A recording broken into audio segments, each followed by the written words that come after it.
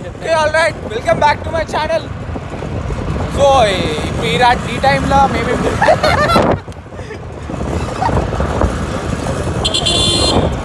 మేమే ఈ టైంలో ఎక్కడ చూస్తున్నాం అని ఆలోచిస్తురా. సో వినాయకుడు లేదు, వినాయకుడు రియల్ డోపమిన్ అందరికీ తెలుసు. ఈరోజు వినాయక చవితి. సో పబ్లిక్ మాలమే ఆజ్ क्या दिन है. సో మేము మా గలీలో మా కాలనీలో మా గల్లీలో మేము వినాయకుడిని పెడతాం. ఆ వినాయకుడు చూపిస్తాం ఇప్పుడు. నెక్స్ట్ రివీల్ చేద్దాం. అండ్ ఫస్ట్ వీడియోలో మా వినాయకుడిని చూపిద్దామన్న ఒక సెంటిమెంట్. అండ్ సో వెళ్ళి చూద్దాం. And let's go. వినాయకుడు నుంచి ఫస్ట్ లాగా తర్వాత సో స్టార్టింగ్ ఎంట్రన్స్ చూపిస్తాం మీకు. సో ఎంట్రన్స్ నార్మల్నే ఎంట్రన్స్ చూడండి ఫ్రెండ్స్. అందరూ entrance.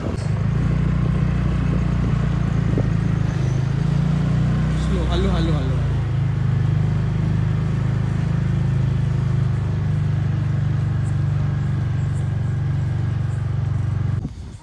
Nikhil. Okay, all right. So ఇప్పుడు చూపిస్తున్నాను నీకు నేను. అండ్ ఇది మా ఫ్రెండ్షిప్ అసోసియేషన్ ఒక మండపం ఇది. అండ్ ఇది మా షెడ్ అనమాట. సో ఇంతవరకు నేను ఏ వీడియో పోస్ట్ చేయలే. అండ్ ఇదే ఫస్ట్. అండ్ నేను మాది సెంటిమెంట్తో తీద్దాం అనుకున్నాను నేను. ప్లీజ్ ఆపు.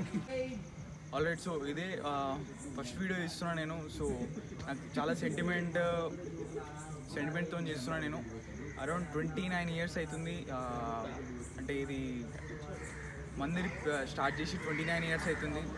సో అంతే, వెళ్ళి చూద్దాం లేట్ చేయకుండా. అండ్ టైం వచ్చేసి అరౌండ్ 12:30 అవుతుంది. And so let's go.